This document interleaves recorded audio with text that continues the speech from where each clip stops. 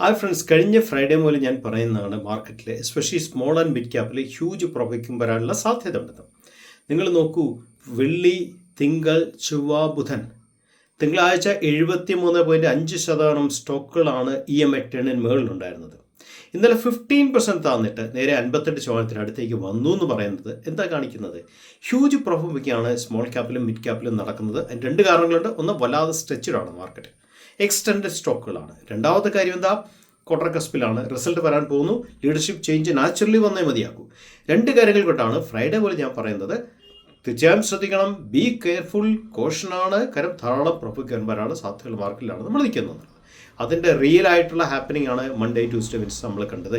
Nifty കയറിയോണ്ട് കാര്യമില്ല. നമ്മളെ സംബന്ധിച്ച്, ഒരു സ്മോൾ ക്യാപ് ട്രെൻഡിനെ സംബന്ധിച്ച് അല്ലെങ്കിൽ മിഡ് ക്യാപ് ട്രെൻഡിനെ സംബന്ധിച്ച് ക്രിട്ടിക്കൽ ആയിട്ടുള്ള ഇൻഡെക്സ് നിഫ്റ്റി അല്ല,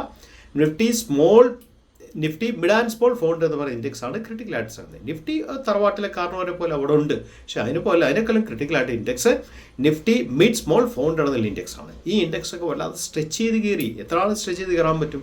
പ്രോഫിറ്റ് ഒന്നേ മതിയാകുന്നുള്ള മാർക്കിലാണ് നമ്മൾ നിൽക്കുന്നത്. 50% ഓൾറെഡി EMA 10 താഴത്തേക്ക് നമ്പർ 73.5 നിന്ന് 58.5 താന്നു കഴിഞ്ഞു.